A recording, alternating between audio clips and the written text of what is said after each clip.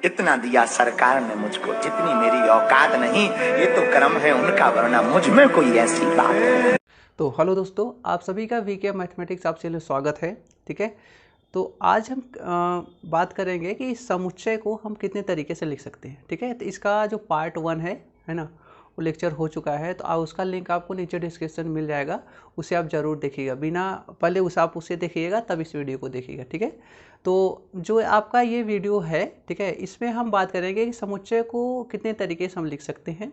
ठीक है, और वो जो मेथड है वो कैसे लिख सकते हैं, उस मेथड सहायता से हम समुच्चय के अवयव को या तो सदस्यों को हम कैसे लिख सकते हैं। ठीक है, तो चलिए शुरू करते हैं हम। ठीक है, बिना आपका समय गंवाए हम शुरू करते हैं। ठीक है, एक्चुअल में क्या करते हैं कि पिछले वीडियो में हमने किसके विषय में बात किया था कि समुच्चय की परिभाषा और समुच्चय के कंसेप्ट के विषय में हम बात कर चुके हैं पार्ट 1 में। अब हम यहाँ बात करेंगे समुच्चय को हम कितने तरीके से लिख सकते हैं। ठीक है, तो समुच्चय को जनरली हम 2 तरीके से लिख सकते हैं। ठीक है, जो पहला मेथड है उसे हम कहते हैं तालिका विधि। ठीक है, जो पहला मेथड है उसे हम कहेंगे तालिका विधि। ठीक है, तालिका विधि, यदि इंग्लिश की बात करें हम तो इसे कहते हैं रोस्टर मेथड। ठीक है, क्या कहेंगे, रोस्टर मेथड, रोस्टर मेथड, या तो कहेंगे टेबुलर फॉर्म। ठीक है, रोस्टर मेथड कहेंगे या तो कहेंगे टेबुलर फॉर्म। ठीक है, ये है। और जो दूसरा मेथड है उसे हम कहेंगे उसे हम कहते हैं समुच्चय निर्माण विधि। क्या कहेंगे, समुच्चय निर्माण विधि। ठीक है, इसका नाम है समुच्चय निर्माण विधि। इंग्लिश में हम कहते हैं सेट बिल्डर फॉर्म। ठीक है, इंग्लिश में क्या कहेंगे, सेट बिल्डर फॉर्म। ठीक है, ये कहेंगे सेट बिल्डर फॉर्म कहते हैं। ठीक है, तो ये आपके 2 मेथड हैं। ठीक है, जो पहला मेथड है आपका तालिका विधि। ठीक है, जो पहला मेथड है क्या है, तालिका विधि। ठीक है, इसमें क्या करते हैं, अवयव को हम एक एक करके लिखते हैं। ठीक है, एक एक करके लिखेंगे अवयव को और कामा करते हुए हम लिखेंगे। ठीक है, तो उसे हम क्या कहेंगे, तालिका विधि, या तो सेट बिल्डर टेबुलर फॉर्म, या तो फिर क्या कहेंगे कि रोस्टर मेथड। ठीक है, तो तालिका विधि क्या करें, अवयव को एक एक करके कामा करके लिखते जाएंगे, मतलब सभी का नाम इसमें सम्मिलित रहेगा। ठीक है, तो चलिए हम देख लेते हैं कि तालिका विधि, जो आपका पहला है तालिका विधि, से अवयव को हम कैसे लिखते हैं। जैसे आप एक उदाहरण लिख सकते हैं। ठीक है, जो आपका उदाहरण है ये, ठीक है, मैथमेटिक्स के अक्षरों का समुच्चय। ठीक है, तो आप देख पा रहे हैं मैथमेटिक्स में कौन कौन लोग हैं। ठीक है, MATHE, ठीक है, MATICS। ठीक है, के अक्षरों का समुच्चय, के अक्षरों का समुच्चय। ठीक है, का समुच्चय। ठीक है, यदि आप ICSC है ना, ISC जो किताबें हैं है ना, उसमें देखेंगे तो उसमें 3 मेथड दिया है। 3 मेथड मतलब उसने ये भी शामिल कर दिया है, ये जो है ये शब्दों में लिखा है तो इसे भी शामिल कर दिया है। ठीक है, तो उसने 3 मेथड बताया है। ठीक है, लेकिन जनरली जो ज़्यादातर किताबों में ये 2 ही मेथड दिए गए हैं, तालिका विधि है, रोस्टर मेथड या टेबुलर फॉर्म, दूसरा है समुच्चय निर्माण विधि, सेट बिल्डर फॉर्म। ठीक है, ये सारी चीज़ें। चलिए, मैथमेटिक्स के जो अक्षरों का समुच्चय है इसे हम क्या करते हैं, देख लेते हैं। तो कैपिटल ए माना हमने। ठीक है, और इसके जितने अक्षर हैं सबको हम लिखते हैं। तो यम है तो यम लिखेंगे। एक बात ध्यान देना, कोई अक्षर आप एक बार लिख चुके हो तो दोबारा आप नहीं लिख सकते हो। ठीक है, ये इसका रूल है, नियम है। इसके बाद ए है तो ए लिखेंगे, टी है तो टी लिखेंगे, यच है तो यच लिखेंगे, ई है तो ई लिखेंगे। यम हम नहीं लिखेंगे, क्यों, क्योंकि यम हम एक बार लिख चुके हैं तो यम नहीं लिखेंगे। ए भी हम एक बार लिख चुके हैं, नहीं लिखेंगे। टी भी एक बार लिख चुके हैं, नहीं लिखेंगे। आई लिखेंगे। इसके बाद सी है तो सी, इसके बाद यस। ठीक है, तो जिस अवयव को आप एक बार लिख चुके हो उसे दोबारा नहीं लिखोगे।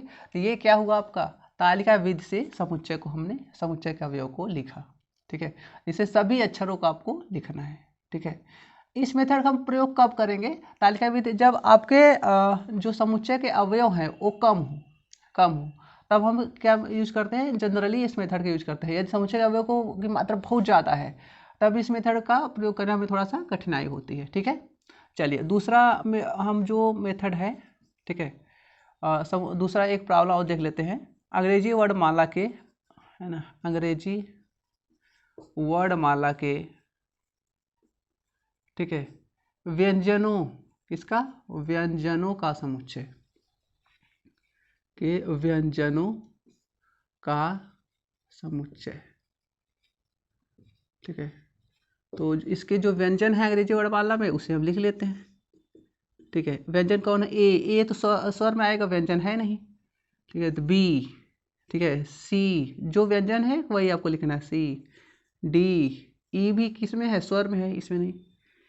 एफ, जी, एच, ठीक है। J, K, L, M, N, P, Q, R, ठीक है, एस, टी, है ना। इसके बाद यू, नहीं यू तो स्वर में आएगा, है ना, यू। इसके बाद वी, वी, है ना। इसके बाद डब्लू, है ना। एक बात ध्यान देना, डब्लू आपके डब्लू स्वर का भी काम करता है और व्यंजन का भी, ठीक है। लेकिन जनरली हम व्यंजन में लिखते हैं, ठीक है, इसका ध्यान दीजिएगा। क्योंकि जब डब्लू जब किसी शब्द के शुरू में आता है तो व्यंजन काम करता है, अंत में आता है तो स्वर का काम करता है। तो उसे सेमी वावेल भी कहते हैं, डब्लू और वाई को, ठीक है। डब्लू और वाई के अंदर ये प्रॉपर्टी होती है, जबकि शब्द के पहले आते हैं तो व्यंजन काम करते हैं, शब्द के अंत में आते हैं तो स्वर का काम करते हैं, ठीक है। तो लेकिन हम जनरली व्यंजन में लिख लेते हैं डब्लू, ठीक है। इसके बाद एक्स, वाई, जेड, ठीक है। इसमें हमने क्या किया, अवयव को देखिए क्या किया, सभी को लिखा, है ना, एक एक करके सभी को लिखा। तो इसे हम कहते हैं कि ये आपके अंग्रेजी वर्णमाला के व्यंजन है। तो इसमें सभी अवयव को लिखना है। तो कौन सा मेथड है, तालिका विधि है। कौन सी विधि है, तालिका विधि। तो हम उम्मीद करते हैं यहाँ तक समझ में आ रहा होगा आपको, ठीक है। सी वाला देख लेते हैं हम, ठीक है। सी में क्या करना है आपको, जैसे मान लो अंग्रेजी वर्णमाला के स्वरों का समुच्चय लिखना है, ठीक है। तो अंग्रेजी वर्णमाला के स्वरों का समुच्चय, ठीक है। तो अंग्रेजी वर्णमाला के जो स्वर है उसका समुच्चय आपको लिखना है, ठीक है। तो क्या हो जाएगा, अंग्रेजी वर्णमाला में कौन कौन से स्वर हैं, ए है, ई है, आई है, ओ है, यू है। ये आपके क्या अंग्रेजी वर्णमाला के स्वर हैं, तो ये आपके लिखे गए, ठीक है। तो ये क्या है, तालिका विधि। तालिका विधि में क्या करते हैं कि जो भी आपके अवयव होते हैं सभी अवयव को एक एक करके कामा करके हम लिखते हैं, ठीक है। तो हम उम्मीद करते हैं तालिका विधि आपको समझ में आई होगी, ठीक है। तो चलिए हम इसके बाद दूसरा मेथड यूज,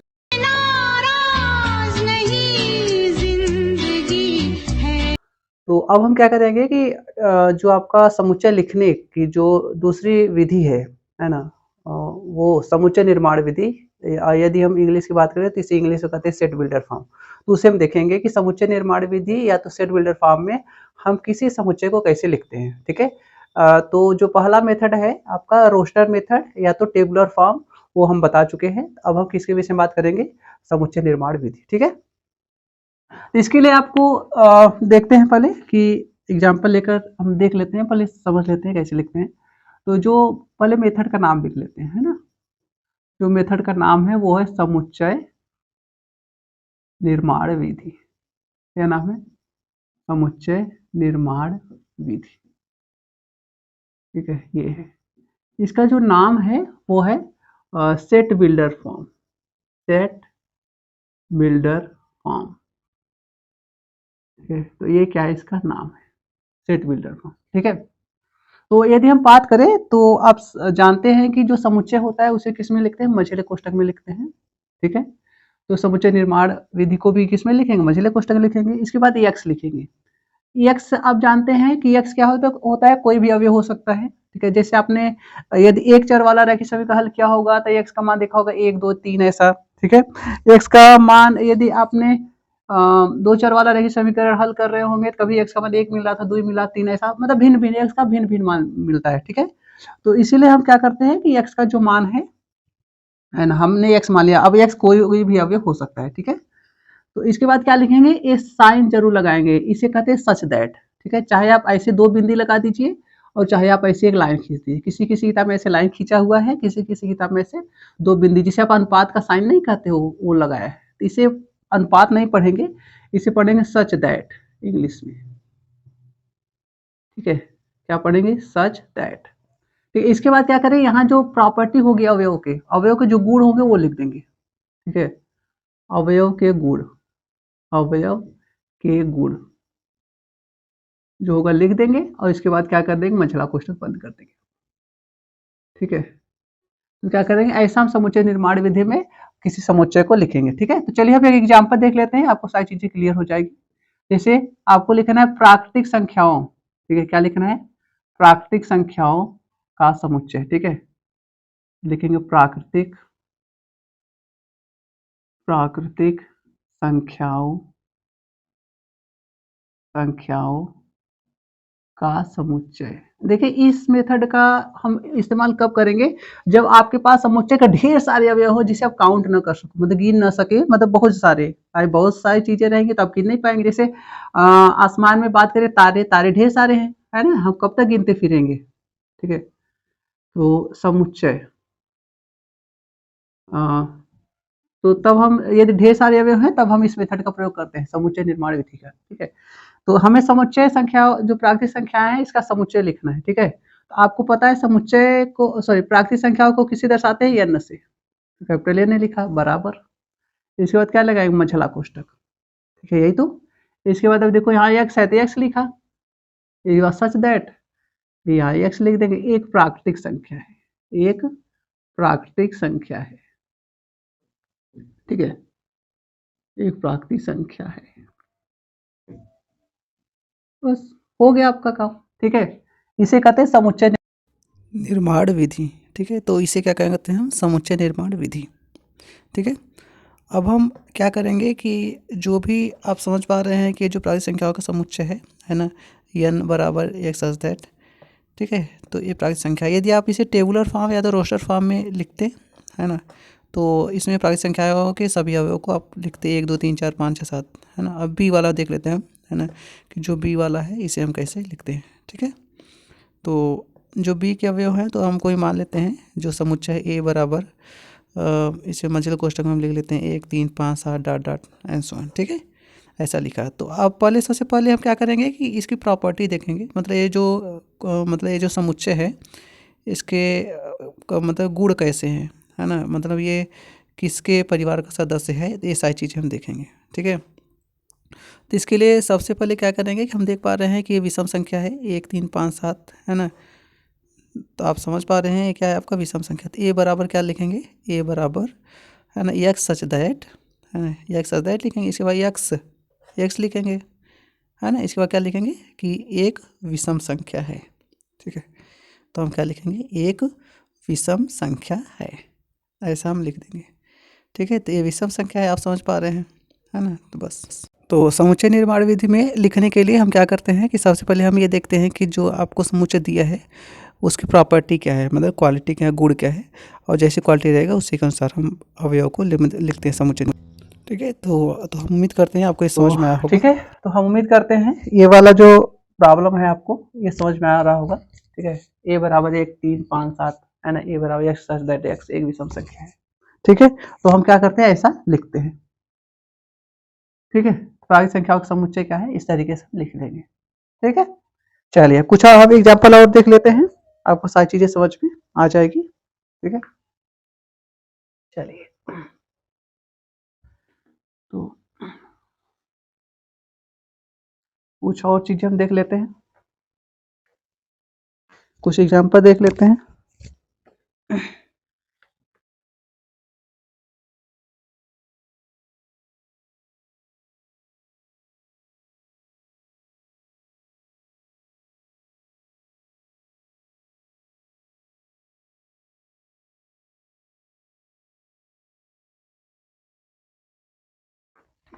तो चलिए हम एक और एग्जाम्पल देख लेते हैं, आपको सारी चीजें समझ में आ जाएगी, ठीक है। तो यहाँ है आपका समीकरण, है ना, समीकरण, कोई समीकरण ले लेते हैं एक्स स्क्वायर, ठीक है। तो 6 चौके प्लस 2x -24 बराबर 0 का हल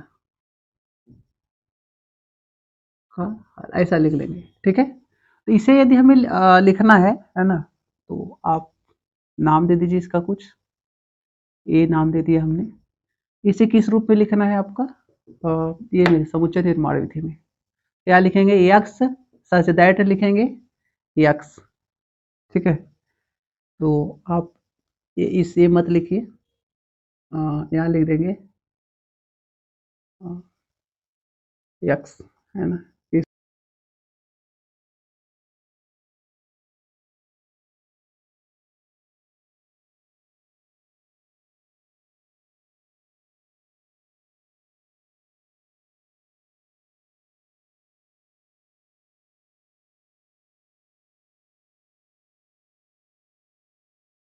क्या हो गए, समुच्चय निर्माण विधि। ठीक है, तो हम उम्मीद करते हैं, आई होप आपको ये मेथड समझ में आया होगा। ये समझ में आया प्लीज़, ठीक है, तो आई होप आपको ये मेथड समझ में आया है। ये समझ आया प्लीज़ लाइक करिए, शेयर करिए और सब्सक्राइब करिए। Okay, thank you so much for watching us.